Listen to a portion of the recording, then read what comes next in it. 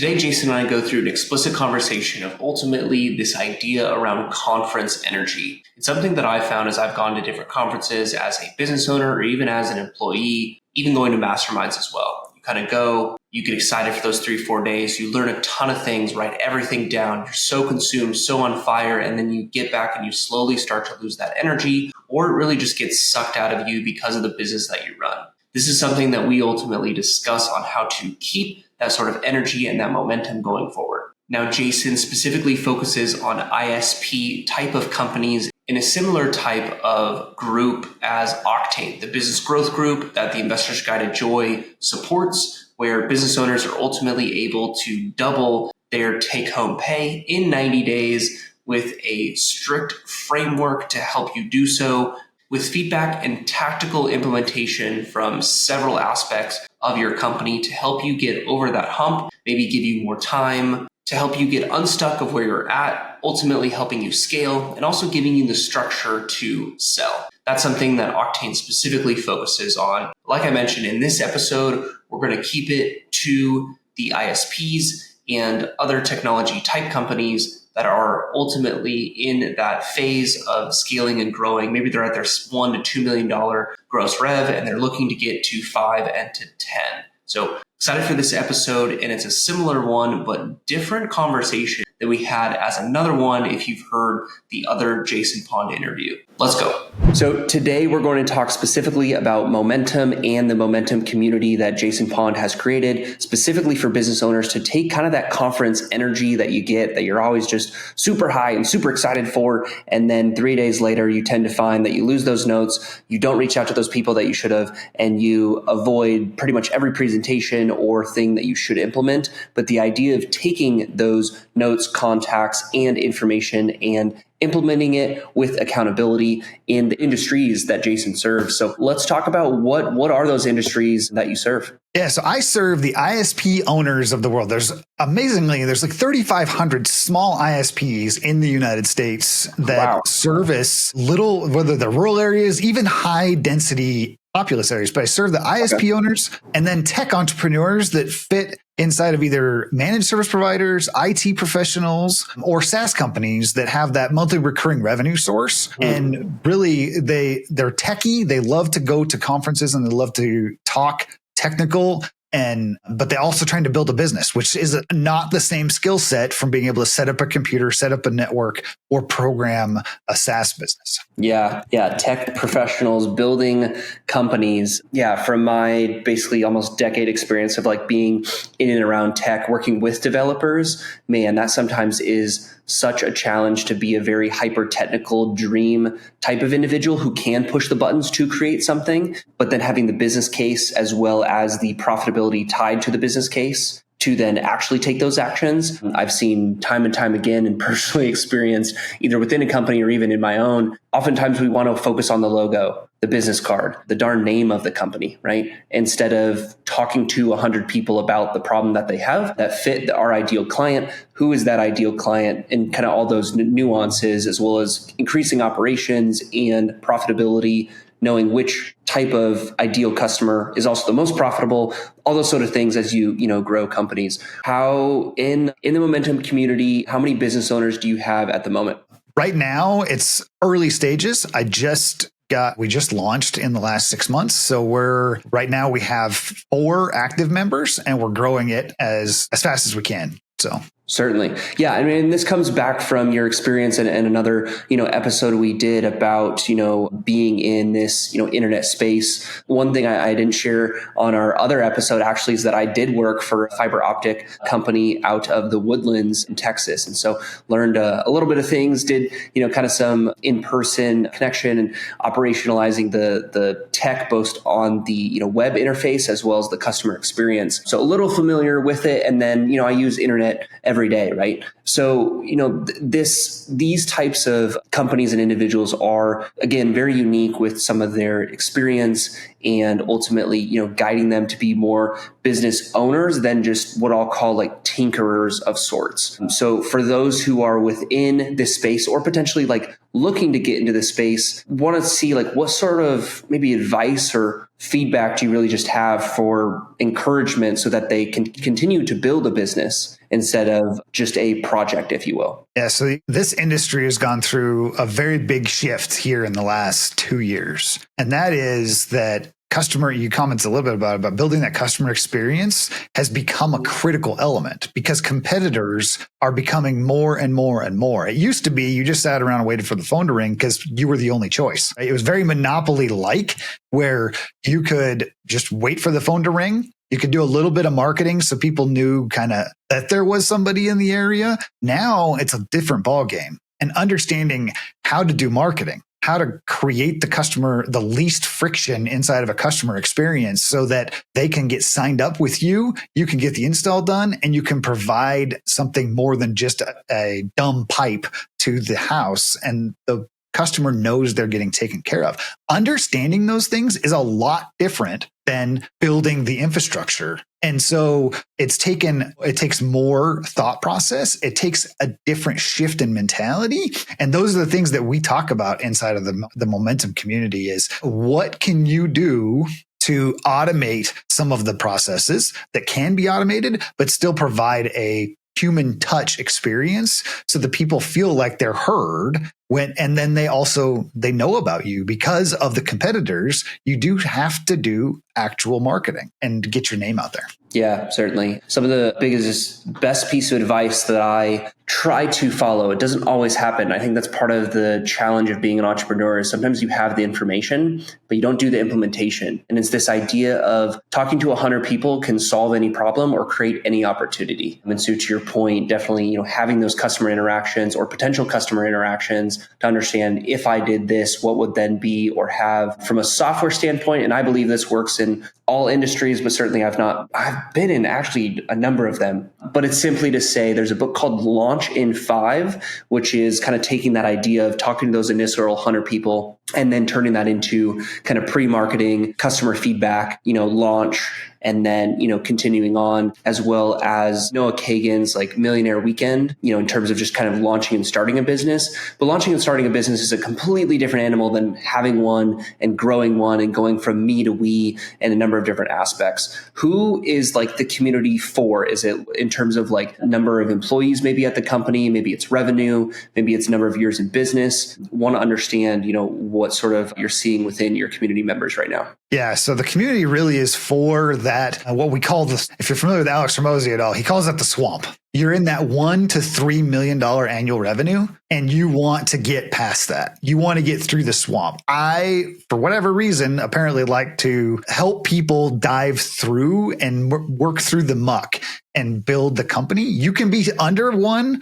million, but you should be above 750 and probably have at least 3 or more employees or contractors working for you that we're going to help build the business. Sub that, you're still grinding it out as a solopreneur, and there's help for it in the community just from a accountability standpoint. But the conversations are going to be more around how to start building teams and how to do hiring and firing and retaining and mission and values and really setting the foundation for then when you come out of the community at 5 million and you want to get up to 10, you start to build the walls and you're able to start to really build that skyscraper that you may want to build with your business. Yeah, you mentioned the words out of the community. Is the intention of the community to help get you to 5 and then, go, I guess, elsewhere? Is that like a graduation point? Or tell me more about those words, if those were intentional or not. Yeah, so it's a matter of you're not always going to stay in the same spot. You're going to grow. And sometimes you need to go find that next level community. Mm-hmm. And whether that we grow with it or you move to a different group, because what you don't want to do is get to the top end of the community. You don't want to be at the top end of your friend group. Right? You want to be challenged by people that are ahead of you. And so that's the idea is that I have multiple communities that I've started, and it's some of them are tech based. Some of them are actually marketing based, right? So they're more agency owners and not tech entrepreneurs, but they're agency owners and they're coaches and consultants that fit inside of a different community because their thought processes don't need to align at those stages. Once you get above 5 million, you need to make sure you're in the room with other 7, 8, 9, 10 million annual revenue people. So you start to understand how to start building the path to get there and following their path. Yeah, certainly. Why is it important to be more than 750 or have, kind of a couple employees? And part of the reason for the ask is that as I've been a 6 or 7 figure entrepreneur, there were times where, imagine being a kid and you were just like, hey, I want to go play. And it's like, no, you can't, like, you're too young or you're too what? And you're just like, but like, I'll do this or I'll do that. And like, there's definitely the willingness to, but ultimately it's the idea of like running. You might just not be able to like keep up. Share with us more like what you found in terms of why companies and maybe even the individual like can't necessarily keep up yet because of their revenue and number of employees with the information that they learn or things that they're trying to implement. So I want to be clear in the sense that I'm willing to work with anybody who's willing to put in the work, right? But the challenge is it kind of depends. It comes back to the time frame. If you're at 500,000 and you've been in business for 20 years, unless you're really ready to make a pivotal moment and stretch the goals, you're probably not a right fit. Yeah. You've been in business for 2 years and you've gone from 250 to 5 in the last year. You could be a good fit because you could be ready to start making those leaps and bounds and getting things really set in place and understanding, because you might not have your accounting right. So you don't even know what profit margins are. You just know you're making a bunch of money, right? So it really depends on the conversation, which is why I like to have a strategy call to make sure you're a good fit, because it's high energy, it's positive momentum, and we're moving forward. Like that's the point. And there's accountability to it. I'm going to ask you every week in the call, did you get the work done? And if you're not doing the work, the group doesn't become a good fit. Yeah, it drags you down. I've led and done a number of different groups, specifically around 75 hard. And I've specifically found like as one individual starts to be like, oh, just some of these small things, then other people start doing them. It's kind of like when you're on, a group meeting or you're meeting with friends and someone's like, oh,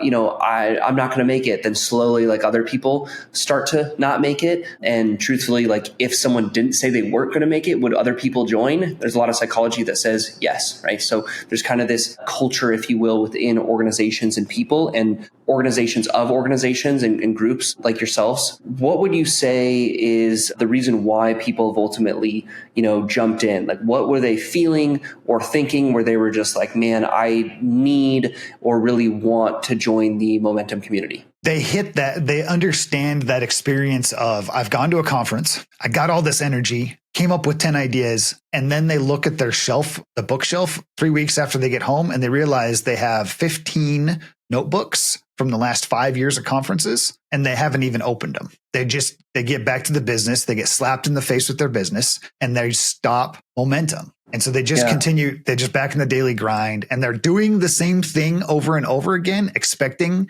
that they'll get a different result when they have to make a pivot. And the only way they're going to make a pivot is by getting involved with somebody else that can kind of help nudge them along without having to bring in a full-time employee to run operations for them, because they're not at that level yet. They can't afford that thing, but they do need a kick in the pants to help continue to make a shift and grow the momentum, and not just grow the momentum as much as maintain the momentum that they've got, because they're still excited about their business. But if you go to a conference and they're just like, it's the same old every day, it's not the right person. The right person is somebody that's like, I got these ideas. A recent one that happened, client that's in the community right now. Yeah. They went to a conference and they got into AI. And they just supercharged, like, holy cow, their eyes lit up like they knew that they were doing it. And they're already in the community. So it's like, perfect. That's what we're going to work on. We're going to make sure we maintain that energy as to why you wanted to get into it. And so you don't have a notebook full of notes that you never look at, or you look at 20 years later and you go, it would have been really cool to have implemented that 20 years ago. Yeah, for sure. And just the awareness of what things can be and thinking about it from a different perspective, right? The difference between, at least specifically with AI, is like, hey, I'm going to use some sort of chat function to tell me information, instead of the difference of using AI to operationalize and be agents and actually do and execute on tasks, and really changing how operations are done. So instead of you using it to help your life, it's then using it to create and complete tasks, right, with AI, or just a different thought. And then also strategically like have them where they're specialized, right? Hey, this is the social media one. This is the this kind of a thing. Been working with someone to help, create some of those operationalized things. And we've actually helped, in an odd way, like remove departments simply because like they just become obsolete in some aspects because of some of the automation and the potential where you go from 4 people and you really just need kind of one or really even half a person. So business owners are very excited about those sort of options. It's something that, I have in my community called Octane, but it's an important thing for business owners just to be even aware of, like you're saying, to then not just have the thing, but also what it can be used for. And what have you really found the difference between vetting curiosity versus commitment? If you're curious and you have accountability, you can put forth the commitment, and but somebody's got to be willing to ask the question. Like, I'm sure, and over the years you've had curiosity. You comment you've done 75 hard, right? Yeah. And before that, you may have been curious, but you didn't jump in until you were really ready to commit and be inside of and then you ended up in the right group that pushed and went forward, and you did it as a group. If you're curious and you're commit to making a financial investment, what I've seen with some of the masterminds is they get together as a community, but there's no commitment to the group from a financial aspect. There's no like sign the dotted line and get going. And they're less committed over time. They may last for 6, 12 months, maybe 2 years, and then they fall apart. They dissipate. Where we focus on continuing to push forward. And those that are uncommitted, they fall out. That's why I only do a 3-month initiation, right? So at the initial 3 months, you're in it for 3 months. At that point, we're going to say 6 months to keep going because now I know you're in it and you're ready to go, right? So we're not waiting for a whole 6 months. It's too much time for somebody that's not there. I don't have to worry about trying to do a refund or say like, look, you're just not showing up to the community. I don't want your money if you're not going to show up. I want your money, but I want you to show up because it's really about you getting the work done. It's you making your business better and your life better. Yeah, certainly. The idea and the word of momentum is super powerful, especially when you're doing like that first kind of, intro call. Certainly you're going to learn more about themselves and the business and things like that. And then separating the difference between curiosity and commitment. Now, momentum is powerful when it's, compounded. But ultimately, momentum, how do you, I guess, what sort of question or maybe conversation do you have? And just one of them, I'm sure there's several, in terms of helping direct someone on momentum in the right direction. Because I almost think of like, hey, I'm taking action, but it's kind of just like I'm standing in place. And it's like, well, I'm building momentum and how this and that, almost this like misaligned perceive of actually what momentum is defined as. So I'm just curious, like how you kind of have that conversation or that thought of like, taking maybe that commitment, momentum, excitement, and turning it into some sort of direction. It seems like that's your, kind of 3-month onboarding plan. But curious if something comes up on that initial call that really sparks for someone and could spark for someone here where it's like, oh man, like, no, I do really need to talk to Jason about this because this is where exactly I'm at. Yeah. So what I do, we start to have a conversation about why you started your business. Okay. What stage are you in? So I can really understand, especially in the ISP world. I've been in the ISP world for over 24 years. So I've really got a good idea through this whole sequence of where they're at, where they want to go. When we're kind of dialing in what they want to be held accountable for, because they kind of know underneath the hood, they know what is the element where they're lacking. And we start to really hit that pain point and start to dial in, okay, this is what we're going to stay focused on. And then when they start distracting, I can say in the community, we can bring them back.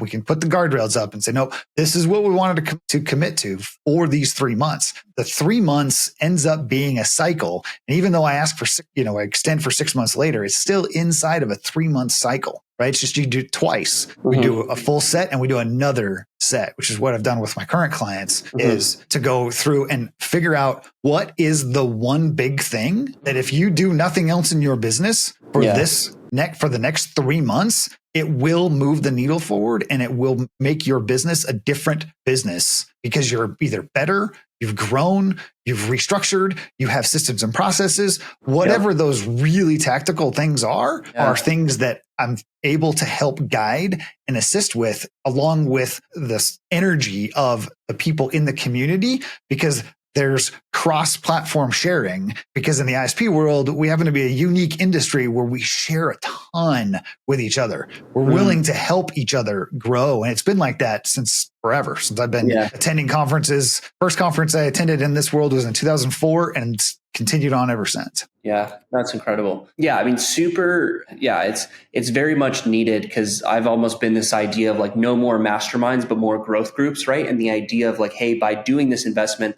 I can see over the past 12 months the specific ROI that I achieved, because it's not just information, but it's specifically education and then also implementation at a level that is then exponential, not again, just some PowerPoint deck at a conference. Not that that's a bad thing, but that inherently doesn't move me forward, kind of like we've talked about. So I'll be sure to put, in the show notes more about, yourself and how they can reach out to you, and even just schedule a call for your, community. But I did want to give you, one moment to just say, like, as we've talked through a lot about what you're, doing. And then again, in another episode, we talked about, what you've gone through. Is there something that you'd want to like leave the audience with, or a thought that came to mind, or maybe something that we didn't fully go into depth that you think is appropriate for you to share? Yeah, you hit on a big point about not just being a mastermind, right? Yeah. Masterminds are a group where you can get together, you can share details. This is all about community. Yeah. And the community difference is gaining energy from each other, and we're all holding each other accountable. It's just being structured through leadership and not just everybody trying to make sure, being self-accountable to showing up to the group every month. If this is a weekly commitment, it's 1 hour a week, and it's probably the most energizing hour that you'll ever experience for the growth of your business, because we do dive tactical into making sure that you get what you need out of your business. Yeah, absolutely. Well, thank you again for sharing more about your insight and the group that you're part of. Appreciate you coming on again, Jason. Thank you. Thanks, Paul. You bet.